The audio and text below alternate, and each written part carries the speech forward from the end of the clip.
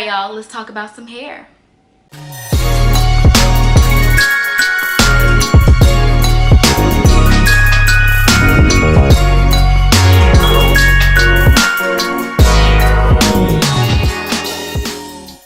Hey loves, welcome back to another video. I'm on a roll today. If you see me wearing the same t-shirts, because I'm trying to film as many videos in one day because I'm getting ready to go back to school. So this is my last week at home.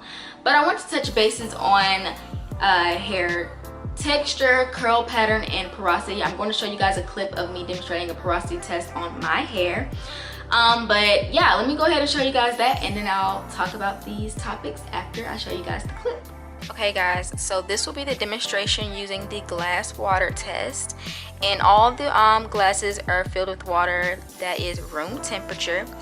I didn't want to do cold or hot water, especially not hot water, because hot water will cause the hair shaft to open up and absorb more. So in order to get the most accurate results, I did it on room temperature water. I also got hair strands that were from my head when it was shampooed, and the reason I say shampooed is because our hair has natural oils on it, and I wanted to, get an accurate test like I said. And if I did get strands that already had hair product on it, it wouldn't be as accurate. And the reason I have 3 different strands is because all 3 strands are from different areas of my head. The one in the middle is the shortest one. This is also the most damaged area of my head. The first one is from like the nape area, like the far back area of my head, and then glass number 3 is the middle crown area of my head, and this area tends to grow the fastest. Now in all of these areas of my head, I do have a different curl pattern, so that's why I wanted to show you guys this as well. And that's why this video is just me really explaining the difference between textures, density, and curl pattern. Strand number 1 I would say is around 3B, honestly, like 3B, 3C. And number 2 I would say is around 3B, 3C as well, only because I can't really say this is for sure, because this is the most damaged area of my head. And then 3 is probably like around 3C, 4A, like based on how tighter this curl pattern is looking on this strand. Now, to give you guys a good idea of what is a good strand and probably what is a bad strand, looking at strand number 2, this one has less of a uniformed curl ringlet than the other 2.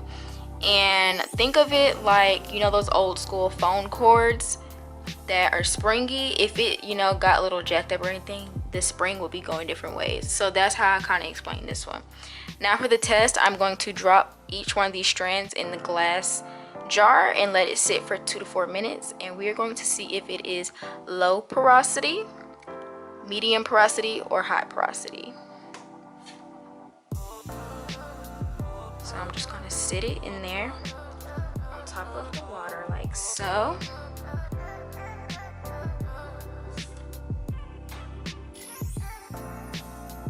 I'm actually going to try to like push it down a little bit, just so all it can soak it up, but not like, don't push it all the way down, just kind of like get it in the water.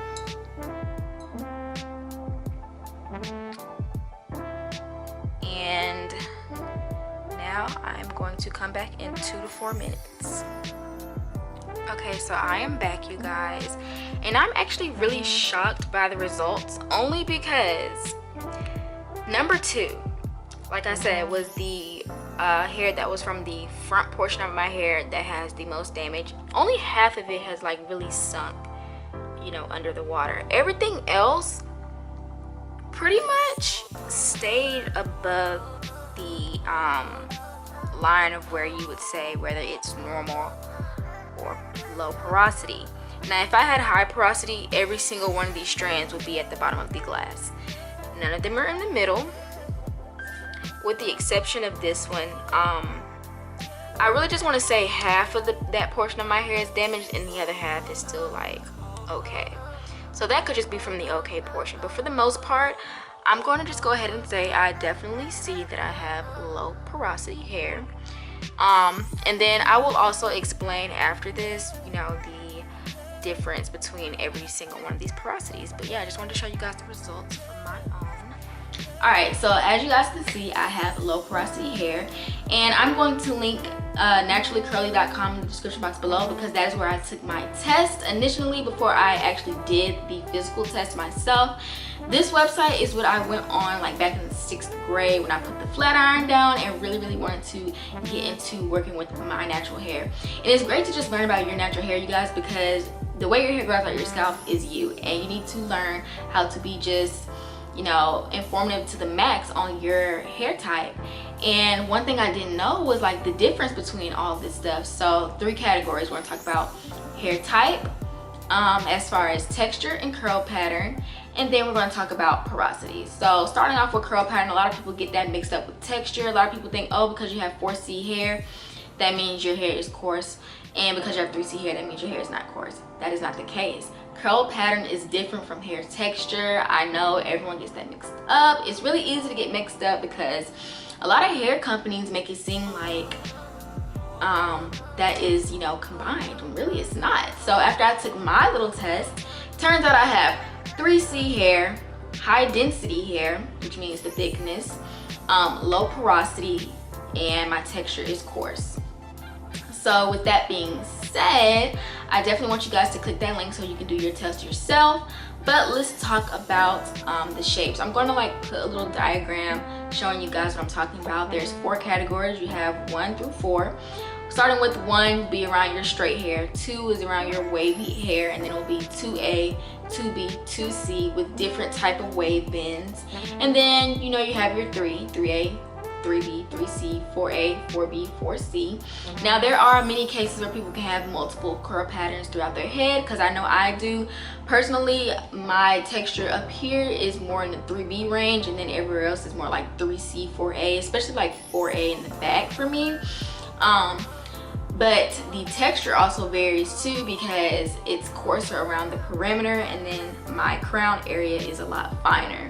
Now there is that mix, that in-between mix, so you can either have straight fine hair, the in-between, or just straight coarse. But overall, my hair is more on the coarser side. And I just think it's really important to know that, because that really helps you when it comes to choosing the right products for your hair.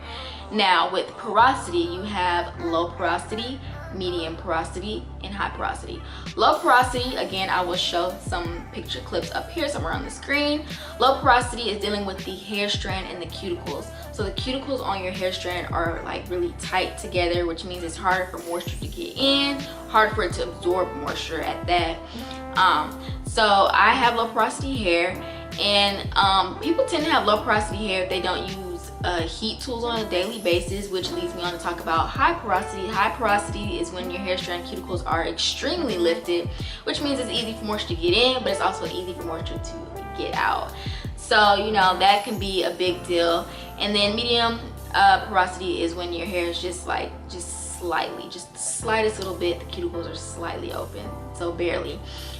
People with low porosity struggle with keeping moisture in, and that's because the cuticles are closed so tight. But if you have high porosity hair, your hair tends to be more frizzy and dries out really quickly because the cuticles are lifted. And if you use heat tools on a daily basis like flat iron, blow drying all the time, you can make your porosity become high over time. Now, when I demonstrated that test, you know, my hair was sitting on top of the water because it's low porosity. If you guys have ever noticed, if you are washing your hair, if it takes your hair a long time to like get soaking wet, you probably have low porosity hair. And then with that being said, I personally feel like you don't always have to choose your product based on your porosity. And I say that because to me, it really depends on your thickness as well, because you can be someone with low porosity hair, but your hair is so thick, and a lot of the low porosity products always tend to be liquid based. I'm not really a fan of that, because if I were to do a style with just straight liquid based products, my hair would probably look a mess. So I would just, you know, keep that in mind when it comes to your clarifying products or washing or deep conditioners. But as far as styling products, I really wouldn't be too particular based on the porosity with that. Still keep in mind, do things that work for your hair. But if you guys have noticed, if you use deep conditioners, it always talks about how you should sit under a hooded dryer. And that's because if you have low porosity hair, the heat will open the cuticles, allowing moisture to be in. And then when you hear people talk about rinsing your hair with cold water, it closes the cuticles on your hair shaft. And then if you guys ever heard of this phrase of people say, oh, her 3C is not the same as my 3C, I didn't really get that until I realized that is referring to texture is different from curl pattern. Because a great example would be my mom. Me and my mom have the same curl pattern, but our textures are totally different. Her hair is more finer and mine is more coarse. And then density. Density is one thing I forgot about. Density refers to how much scalp you can see. So how much hair you have per graph on your scalp. And really just talking about thickness. So if it's easy to see your scalp, you probably have low density hair. But for me, you're only going to see my scalp where my part is. But it's hard for you to just look into my hair without me having to actually find my scalp. Yes, this is my real hair if you guys want to try me in the comments. But other than that, that's what it's referring to when it talks about density. So I highly encourage you guys to take your own little hair test and just be more informed about your hair. And the more informed you are about your hair, the healthier your hair will be. So yeah, I hope you guys enjoyed this video. It was a little helpful. Again, that link will be in the description box below, and I'll talk to you guys in another video.